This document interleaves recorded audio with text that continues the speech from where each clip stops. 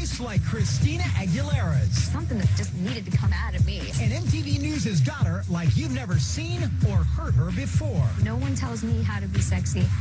I'll do what's right for me. From overcoming her critics and her competition, people judging all the time, it's a vicious business, to rediscovering the blues and becoming a bride. Would you guys ever do a reality show, you and Jordan? This jazz baby has gone back to basics. All singing, all dancing. All eyes on me.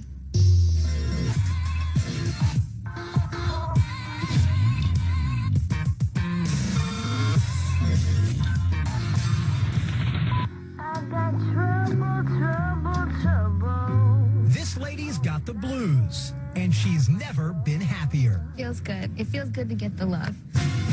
On the verge of releasing her third and most ambitious album, Back to Basics, Christina Aguilera hopes that the beats of a swingin' bygone era will earn this three-time Grammy Award winner her own place in musical history. What is it that makes me want to dance? What is it that makes me want to sing? For me, that was, old blues and jazz and the soul singers that I wanted to emulate at a very young age. So I just wanted to make that kind of a record.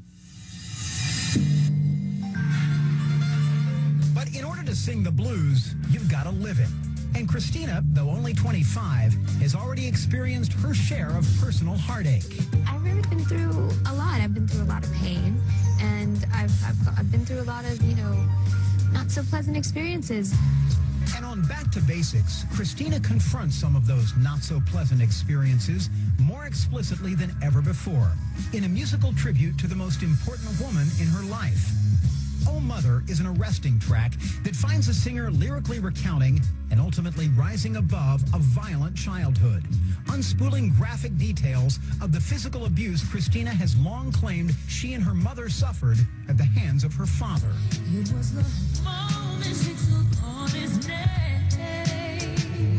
He took his anger out on the face. I know it means a lot to you to speak to people who may have gone through something similar to what you have. Absolutely.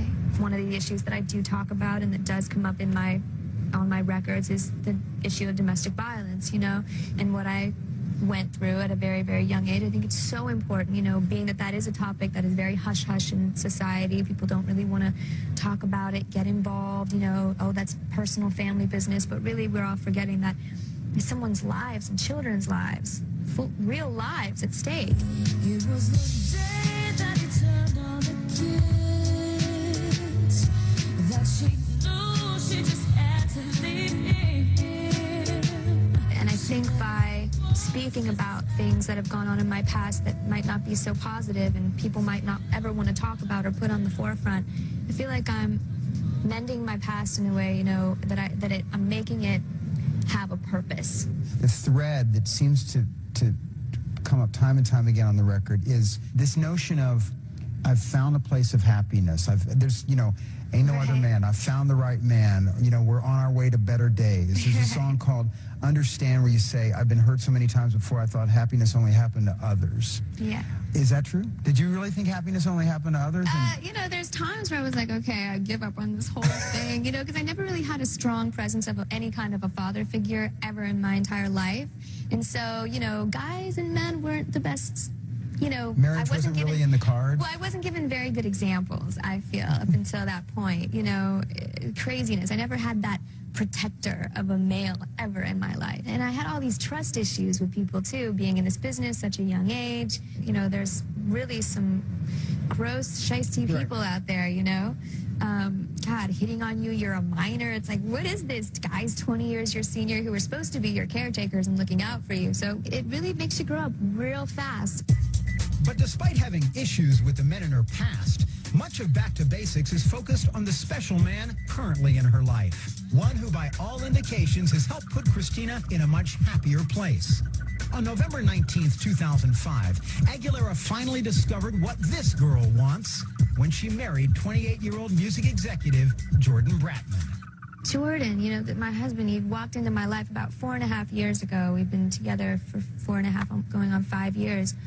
I mean, he was seriously a breath of fresh air. You know, he wasn't intimidated by my success, and yet he didn't want anything to do with it either. He didn't want anything to do with the limelight or whatnot. That wasn't his thing. But he had his own goals and his own dreams, you know, which I'm very attracted to, ambition and confidence.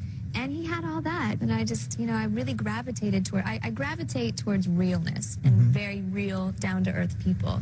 And, you know, you can't get more real than my husband, in my opinion. So definitely, as far as I'm concerned, a standout track on the album is called Save Me From Myself. Yeah. And this is a song that actually you dedicated to Jordan, to your husband? It was inspired by, Inspired by yeah. When I'm about to fall, somehow you're always waiting when you're hoping else to catch me. A lyric in it says that, you know, it's not so easy loving me and you're going to save me from myself. What did Jordan save you from? Everyone kind of has that dark place they like to go, or that heavy spot where it almost feels comforting to kind of, you know, go and almost get lost in your own dark space. It's gotten really hard with a lot of my past experiences, you know, with abuse that I've gone through at a young age and whatnot. And Jordan, I mean, he always, you know, everyone has that space, and he's that person for me that kind of reaches in there and pulls me out of my own dark hole in a way. And I just love him so much for that. There's a song on the album called The Right Man, and there's a lyric in it about not having a father to give this bride away. Right. Your dad wasn't there to give you away when you got married last year. How hard was that?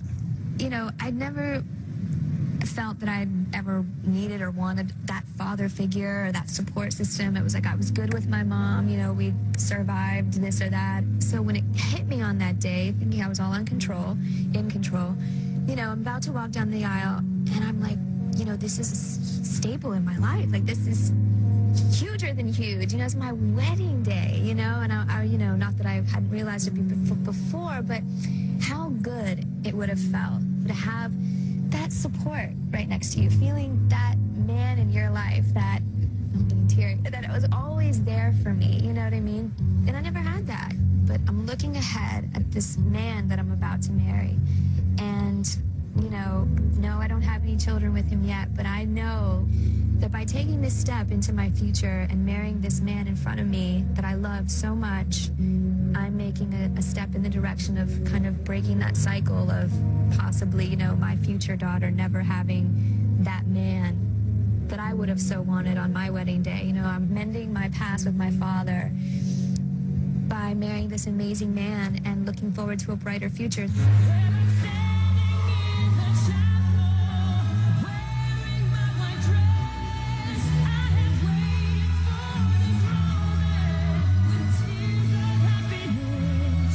So what would be your reality if Jordan Bratman hadn't walked into your life 4.5 years ago? I mean, where do you think you'd... It'd be a very different record. Yeah. No one tells me how to be sexy. I'll do what's right for me in my own way. Did you guys ever do a reality show, you and Jordan?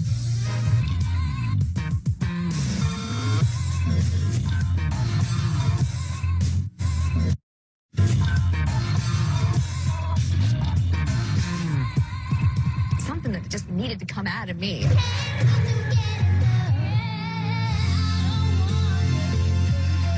Back in the day, I used to almost think, oh God, why do I have to be so loud? From practically the time she could talk, Christina Aguilera had a passion for performance. Singing at block parties and local talent shows from the age of 6 helped prepare her for the national spotlight, which found her at age 10 in the form of Star Search, Christina Aguilera. the 80s version of American Idol. Champion once again, Christopher Isa. She may have come up short there, but her big break was still to come. By 13 years old, she'd become a regular cast member on Disney's Mickey Mouse Club, joining a crew that included some pretty promising young talent, like Britney Spears and Justin Timberlake. When I did the Mickey Mouse Club, I really felt comforted by the people that I was around. You know, oh my God, finally kids that enjoy doing the same exact thing I like to do. You know, it was really, it's a nice family. Did you know that you were top of your class? I was always complimented on my chops. Christina's chops included an impressive 4-octave range, a rare gift that helped her secure a record deal. But those vocal abilities were somewhat beside the point with the release of her debut album, which came out at the height of the teen pop explosion in 1999. Maybe inevitably, Aguilera was initially marketed as yet another stick of blonde bubble gum.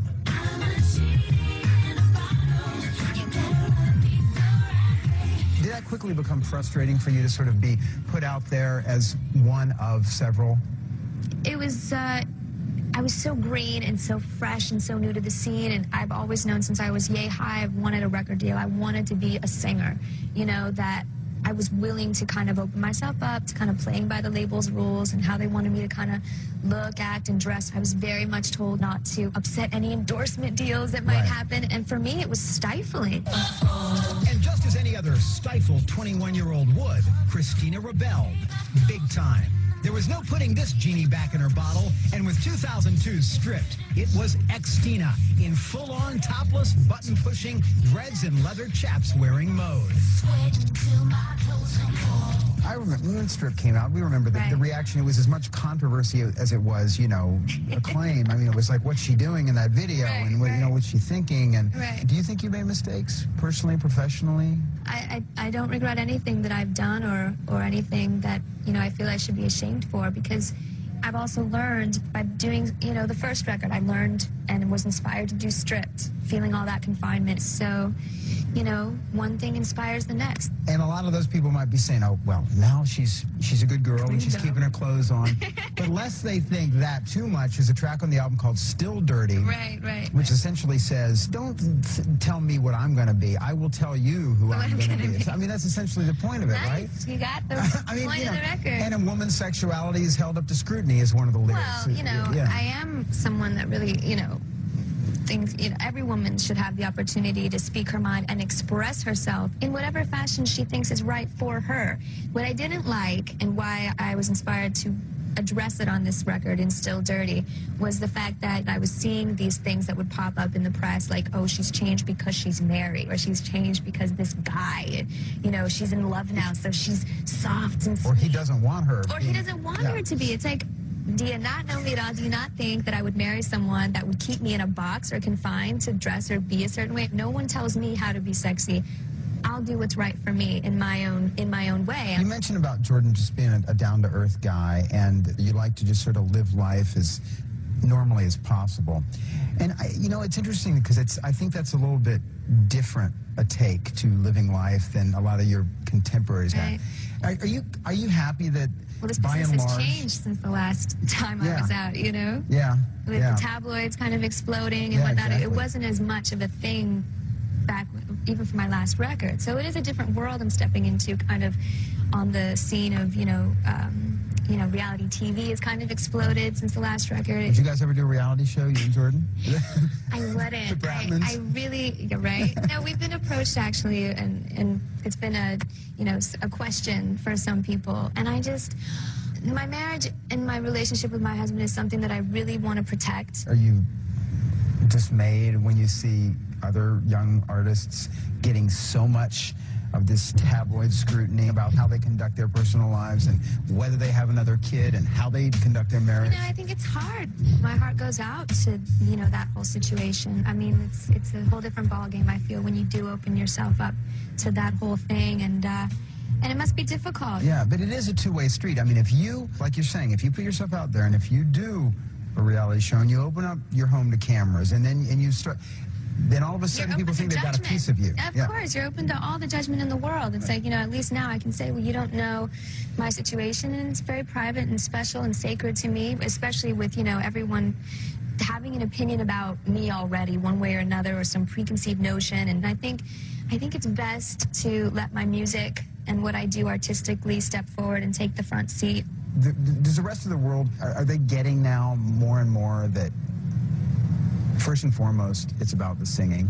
You know, as time keeps on going, and this is what I've told myself from day one, you know, with some of the comparisons and whatnot, you know, that never really affected me. I never really cared about it, just because I knew that I was on a path of forever changing and forever challenging myself vocally, artistically. That's what I'm in it for, you know. I don't want to talk about any gossip here or what's going on here. It's like, I want to talk about my art. I want to talk about what my passion for music.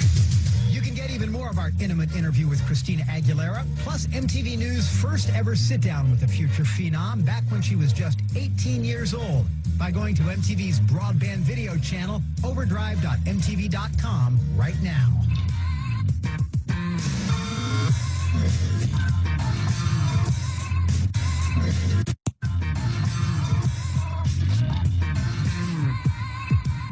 She went from pixie-ish pop prodigy to oversexed video vixen. But through her ever-morphing image, Christina Aguilera undeniably laid claim to one title, one of the greatest vocal talents of her generation. Now, 4 years removed from her stripped era, the noticeably more mature, grounded, and newly married Christina has traded in the lascivious leather of ex-Stina for the vintage Hollywood glamour of Baby Jane, her new screen siren alter ego. With platinum curls and red lips, she's going back to basics. The name of her new double-disc CD that pays homage to the classic jazz and blues she grew up listening to. In order to capture that throwback vibe, Aguilera called on veteran hip-hop producer DJ Premier and previous collaborator Linda Perry, who co-wrote this Christina classic.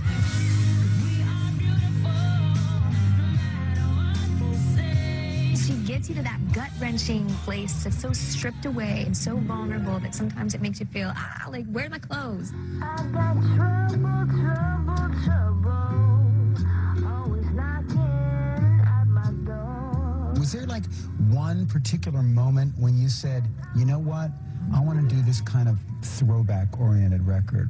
I kind of always, you know, old blues and soul and jazz music has always been my favorite kind of music. Even when I was, you know, yay high, 7 or 8 years old, I used to call it my fun songs to sing. You know, the old soul singers that you could only find like on vinyl back in the day. I was so drawn to that. You're like the only kid on your block who listened to that kind of stuff? I was weird, yeah, I was different.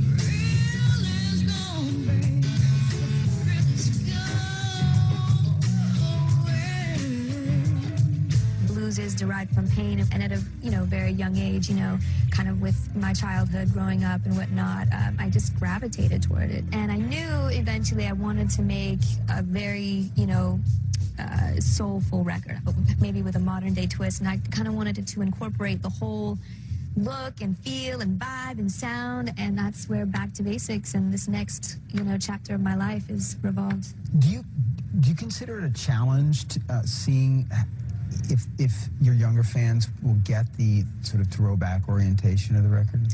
It's interesting. I had that realization kind of when I had my TRL visit for the first time in a while, and I was like, oh, what if they don't get it? You know, like, you don't think about that. Just when I talk about it, I think they get how inspired I am and how passionate I am about what I'm doing. And, you know, I was a teenager when I first came out on the scene, huge pop explosion, part of that whole thing. And I think, you know, music has changed since that time that I came out. You know, it has grown up a bit, and I think the fans have grown up a bit too.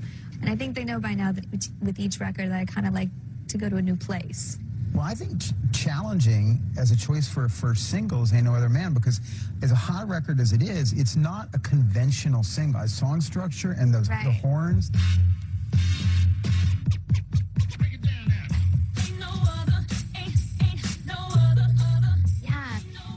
But I'm also the kind of artist, I don't go to, when I go to make a record, I'm like, okay, who's hot now? Like, let me go to that producer or this hit maker of the moment. You know, I'm so not into that. I think that part of how I feel I need to express myself is always kind of going left field or thinking in a new direction and trying to challenge myself. The people that I chose to work with, especially, you know, DJ Premier has never, ever entered the quote-unquote pop scene or world. And I am a, you know, a hip-hop fan, and I am familiar with his music and a lot of the stuff he used to do with Biggie Smalls and Gangstar, and he did a lot of jazz elements. He chops things up. He goes for the obscure records and pieces and sounds. And we were able to keep those old elements, thrown with a modernized beat. I thought the melody kind of sounded almost as if you would take one of my old favorite soul singers and have them sing a melody of today in that kind of vein was what I wanted to accomplish. And it's fun. Don't you feel like you've come a hell of a long way in just a few years? Yeah, I mean, I feel from the place that I was at, to be able to, be such a hands-on artist now, I'm just, it feels amazing. I've done a lot of growing and a lot of healing since my last record, and I'm finally in a place that, I feel pretty at peace. I'm happier than I've ever been, really. A lot of good things. I mean, obviously finding oneself is probably an ongoing project. Absolutely, yeah, and I'm not done. Exactly.